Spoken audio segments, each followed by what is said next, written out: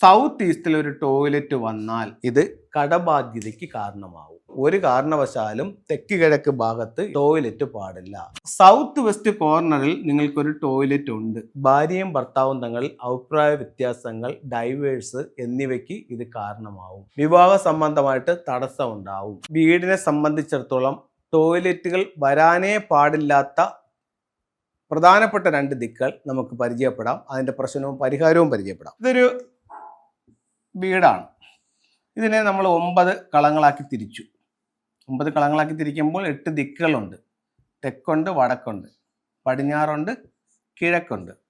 തെക്ക് കിഴക്ക് അഗ്നികോണുണ്ട്, വടക്ക് പടിഞ്ഞാറ് വായുകോണുണ്ട്, തെക്ക് പടിഞ്ഞാറ് കന്നിമൂലയുണ്ട്, വടക്ക് കിഴക്ക് ഈശാന കോണുണ്ട്.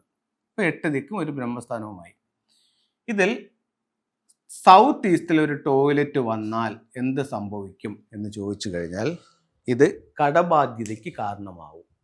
അപ്പോൾ ഒരു കാരണവശാലും തെക്ക് കിഴക്ക് ഭാഗത്ത് എന്ത് പാടില്ല? ടോയ്ലറ്റ് പാടില്ല. വീടിനകത്തോ പുറത്തോ തെക്ക് കിഴക്ക് ഭാഗത്തൊരു ടോയ്ലറ്റ് വന്നാൽ അത് കടബാധ്യത ഉണ്ടാക്കും. അങ്ങനെ വന്നുപോയി, ഇനി നമുക്ക് എന്ത് ചെയ്യാം എന്ന് ചോദിച്ചാൽ ഒഴിവാക്കുന്നതാണ് നല്ലത്. വാടക വീടാണ്, എന്ത് ചെയ്യാൻ പറ്റുമെന്ന് ചോദിച്ചു കഴിഞ്ഞാൽ വാടക വീട് എടുക്കാത്തതാണ് നല്ലത്, അല്ലെങ്കിൽ വാടക വീട് ഒഴിയുക. അതിനും പറ്റാത്തൊരു സാഹചര്യമാണെങ്കിൽ ഇതിനകത്ത് നിങ്ങൾക്ക് എന്ത് ചെയ്യാം? റെഡ് ലൈറ്റ് ഫുൾ ടൈം ഇടാം. അടുത്തത്, സൗത്ത് വെസ്റ്റ് കോർണറിൽ നിങ്ങൾക്കൊരു ടോയ്ലറ്റ് ഉണ്ട്, അതായത് കന്നിയിൽ. എന്ത് ചെയ്യും എന്ന് ചോദിച്ചു കഴിഞ്ഞാൽ അത് പൂർണ്ണമായും ഒഴിവാക്കണം. അല്ലെങ്കിൽ ഭാര്യയും ഭർത്താവും തങ്ങളിൽ അഭിപ്രായ വ്യത്യാസങ്ങൾ, ഡൈവേഴ്സ് എന്നിവയ്ക്ക് ഇത് കാരണമാവും. അപ്പോൾ അതുകൊണ്ട് ആ ടോയ്ലറ്റ് ഒഴിവാക്കിയില്ലെന്നുണ്ടെങ്കിൽ ഒത്തിരി ബുദ്ധിമുട്ടുകൾ ഉണ്ടാവും.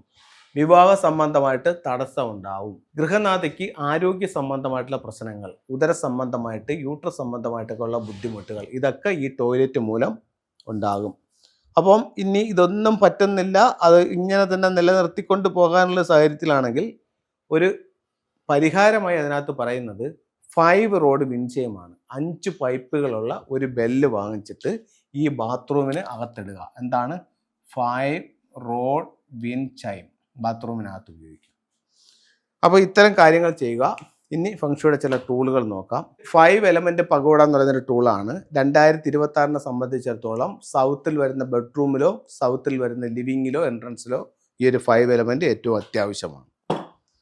ഇത് ചില ക്രിസ്റ്റലുകളാണ്, നമ്മുടെ ആവശ്യാനുസരണം ഉപയോഗിക്കാം.